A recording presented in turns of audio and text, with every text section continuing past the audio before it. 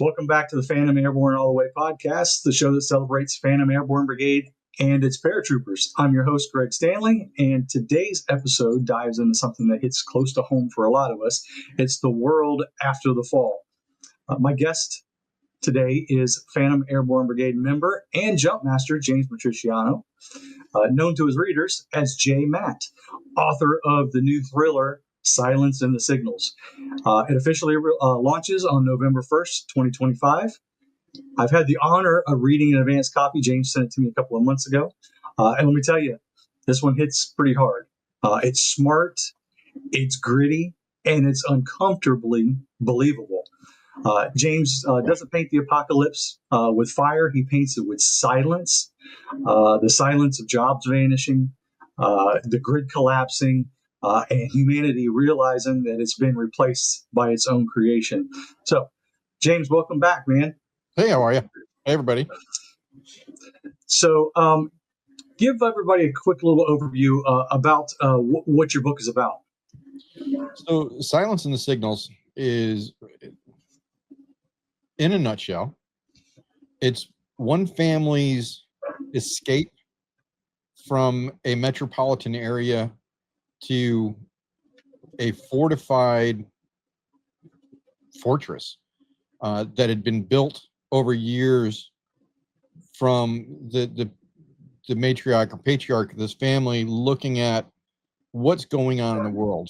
When you start looking at that, and then you start looking at the world of AI and what is it doing? The scary part of this is that we look at it and it's fun right now. It's a game. You know, we use ChatGPT to do our email, or what's the Copilot within Microsoft to check email. You see it on commercials. Make your life simpler. Do a search someday. How many jobs are being replaced by AI? And you would be absolutely astonished at the numbers that are coming out. So a collapse, a family moving from a metropolitan area to a fortified homestead with a prepper's intent. There's food, there's water, there's backups, there's solar, there's guns, there's ammo, there's all the defense mechanisms in place after building something out for 7, 8, 9 years.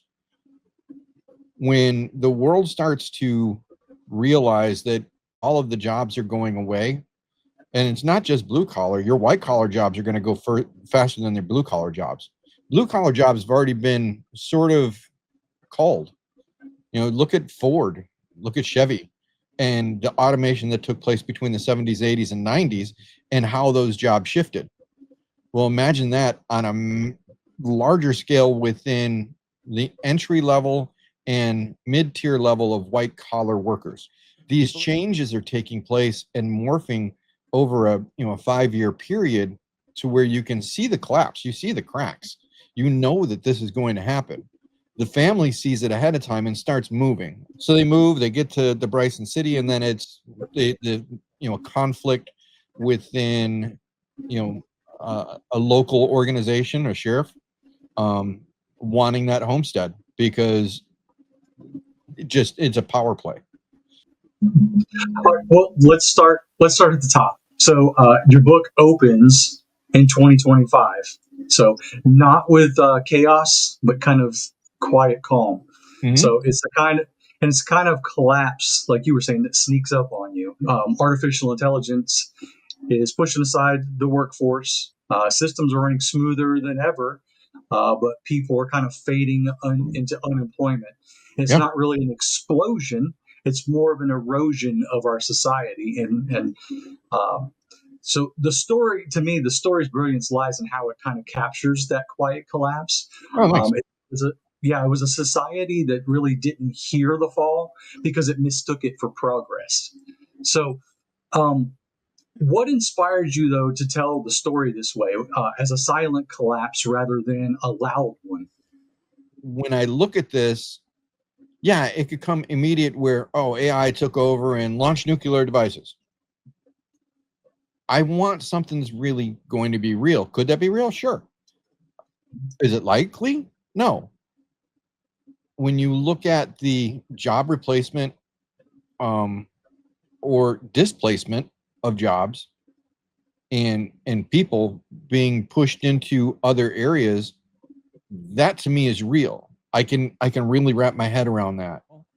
The story that I want to tell really goes with AI. You wrote this book with some incredible realism, at least in my mind. It seemed very realistic. So it was almost like you were there watching the world kind of unfold. Was that drawn from your background in technology, your military experience, or from both? I think it's both. Yeah, I was in the military for a considerable amount of time, and I've been in IT for a considerable amount of time. So, and then I was consultant to the military for a very long time. So it's really blended into one. So, yeah, it's really both. So let's talk about your main character, Anthony Russo. He's a former soldier. He's hardened. He's observant, very disciplined, and he lives with his wife and daughter in a decaying Tampa, Florida. To me, Russo reads like the kind of guy who's been through the fire and came out prepared, and he reacts to chaos with order. Um, so Russo's character kind of blends discipline from the military with cynicism towards technology and authority. Um, kind of echoes the mindset of many veterans who uh, have watched the world digitize beyond recognition. My question to you is, how much of Anthony Russo is you? Is he written from personal experience, from your veteran mindset, the survival instinct, or is he somebody completely entirely on his own? I think it's 50-50. Yeah, there's a lot of me in him. Yeah. Especially the smart ass comments. There's some stories in there that are stories of when I was stationed at Fort Bragg. There's a lot of him that is me. There's a lot of my family that is intertwined in that, because yeah, I draw off of the things that are around me, because that's what's going to power me. I can't spin a web of just total make believe. There is a lot of realism in it. I was seeing a lot of you in the main character. And you know how when you read a book, like you have a vision in your head of what the main character kind of looks like. It's Yeah. just your vision. It's how you perceive them. Dude, like it was you the whole time. I Yeah, swear. that's why my wife hasn't been able to read it. I started reading it. Well, I've played the audiobook to her, and she's after chapter 1, she's like, yeah, we have to stop. She goes, it's too weird for me to listen to. Yeah, everybody's character names are actually our middle names. Oh, are they really? Yeah, I'm not telling anybody. That's my, yeah. That's cool, man. That's super cool. I mean, honestly, I was, well, I mean, and like I said, when I was reading it, the way I was envisioning the characters, I mean, I saw you and I was seeing your family. I saw the correlations, between you living in Tampa, and you having your place up in North Carolina. And so, I mean, the whole time I was reading it, I was reading about you in my head, All of the family, it's my middle name, it's my wife's middle name. So when people are like, how is Wade a girl's name? It's actually my wife's middle name. Wow. I used our family's middle names because that helped me draw who those characters were and how the main character of Anthony was going to intermingle with them. Yeah. Write about what you know, right?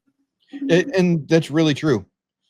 To me, the real antagonist in this story isn't really a villain. It's kind of indifference. They have an AI system that doesn't really hate humans. It just kind of stops needing them. One of my favorite lines in the book was, it doesn't think in good or evil. It thinks in efficiency.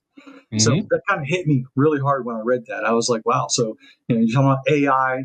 It doesn't care about you. It just knows that it doesn't really need you. No. So were you aiming for realism, or was it kind of a warning? Because your portrayal of AI in the book really isn't evil; it's just indifferent. So, was that intentional? And do you see real world AI headed that way? Oh, definitely. Yeah, it was very intentional. Because yes, I see it that way. It's ones and zeros. It doesn't care. Yeah. It's I need to do something efficiently, quicker, faster, move this, move that. It's that what's the quickest point between, A and B, a straight line. And that's what AI is doing. Yeah. There's a lot of things in that book that are, my wife, COVID, right before COVID, she, a year before COVID hit, she came to me and she had said, I'm not worried about zombies. I'm worried about, just a massive outbreak of some sort. And she said, Yeah. build your arsenal. And that's when I actually started doing more research into prepping. Yeah, I've got the filters, I've got the seeds and the canned goods, and we could survive for a while, but nothing like the level of this book. I Oh wish yeah. I Yeah. could be at the level of this book. That is, Yeah. I don't know that there are a whole lot of people in this country or in the world that are capable of doing that. To be honest with you, man. I mean, oh I no, was it's thinking about millions of that. I dollars. mean, I mean, I've got money stashed away in my safe. I've got tons of firearms and ammunition and stuff like that. But your food supply runs out after a while. I mean, and then what do? You resort to doing probably the things that you've always been taught were wrong, which would be robbing and stealing and doing whatever you could to survive. So yeah, to me it was very eye opening. Yeah, we're all just so used to going to the grocery store and picking up food and bringing it home, and if it ever comes to something like that where food is in short supply, especially living in a major metropolitan place, Goes such quick. as Tampa. Yeah, within a day or two, every grocery store in the world, I mean, would be cleaned out. I mean, think about when COVID hit and somebody mentioned toilet paper. I mean, toilet paper was gone just like that, and you couldn't get it to save your life for months on end. Based on your work in the civilian tech world, do you think we're already on that path of automation without empathy? Yes. Right. There is no room for empathy in automation. Yeah, exactly. It's either yes or no. It's a series of Yeah. questions that are yes or no. It's either a one or a zero. It's a yes or a no. Maybe doesn't mix into automation. All right. So, without spoiling too much, the story takes us from Tampa and Chicago into Bryson City, North Carolina, following Yes. two branches of the same family that are kind of fighting to survive. So you got Anthony down in Florida trying to move his family north, and his son Michael in Chicago, and they're kind of navigating all the unrest and all the lawlessness and AI systems. There's a rise of RAID, which is the Resist Automation Ignite Dignity. It's a human resistance that doesn't just fight machines; it kind of fights to be remembered as a human race. Um, so you're right in the way you write. Conflict kind of feels very military and very real. There's a lot of gear checks, communication discipline, situational awareness. How much of that came straight from your training and time in the service? Probably all of it. When you've been in the military for more than a week, it sort of gets ingrained into your head.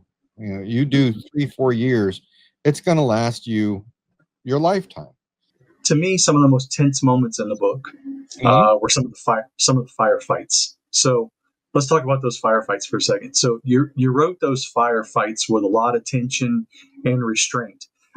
Not really the way you see them in Hollywood.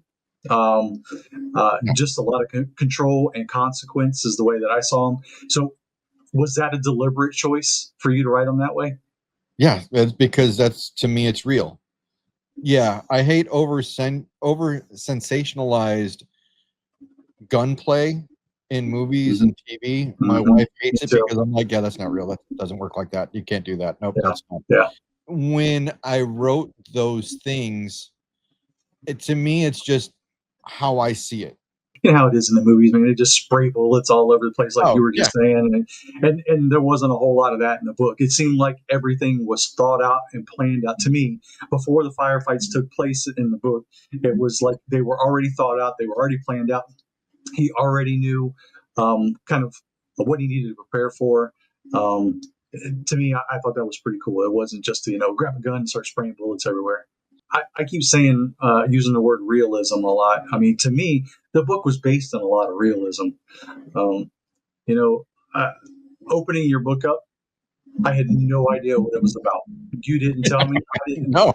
I didn't know if it was a kid's story. I didn't know if it was a romance novel. I didn't know what I was getting into when I opened it up. I can tell you that within the first chapter, it had me going, "Whoa!" So, talking about some of the themes that kind of hit home in the book, James. One of the things that struck me the most is the book isn't about survival just for the sake of it. It's kind of about holding on to humanity when technology's kind of erased it. Mhm. There's a powerful kind of a discipline under duress theme to me, kind of an order amongst the chaos kind of thing. A lot of planning against unseen threats and survival through kind of teamwork and readiness. And the story has a good family structure to it. Anthony is always kind of the commander of the family structure. Um, so, do you see this kind of as a social commentary or more of a character study on how soldiers kind of adapt to the battlefield once it moves home? Adapting and changing, I don't really see. It's more of managing to live with. For our listeners who are veterans, what would you want them to take away from Silence in the Signals? Honestly, I think for in the majority of the people that I know that are veterans that don't come from an IT background, educate yourself. Yeah. Because it, as much as this book is fiction, it's not. There's a lot of my friends that are veterans that are not in the IT industry that just have their head in the sand. And it's not because they stuck it there to avoid it. They just don't know that they got to Right. pull it out and look. Yep. Everything Yep.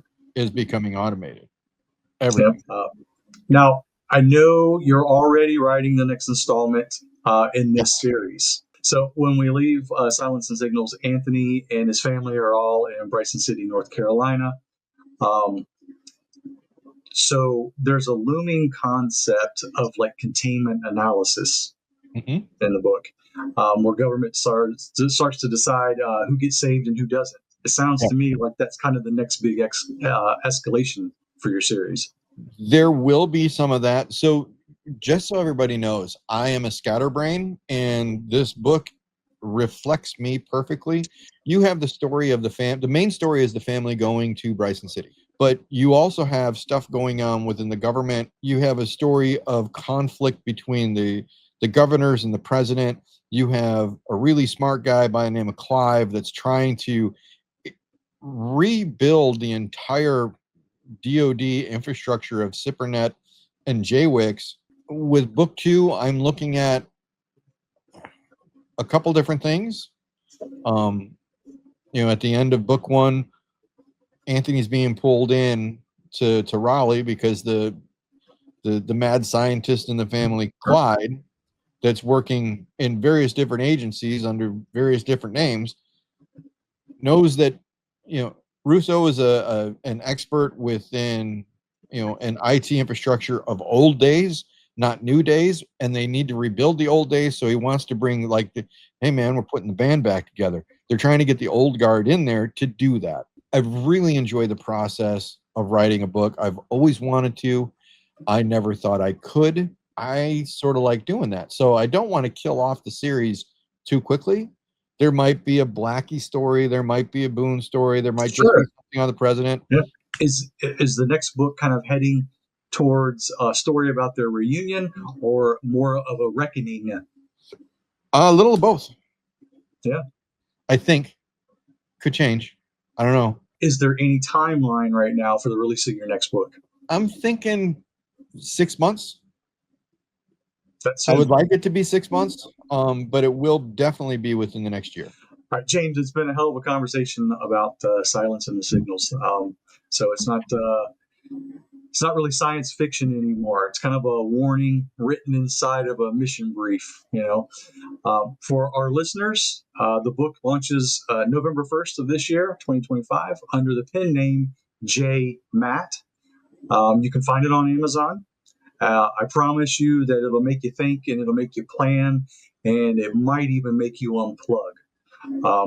So, James, from one jump master to another, congratulations on your book, brother. Cool. Appreciate that. And thank you for reading it, the kind words and this platform. Hopefully it sparks an interest for somebody. As far as finding that information, reach out to me, jmattbooks@gmail.com. I'd be glad to have a conversation with you. All right, well, that wraps it up for today's Phantom Airborne All the Way episode. To our listeners, stay sharp, stay ready, and as always, Airborne All the Way. James, thank you again, brother. Oh, appreciate it. Jumpers hit it.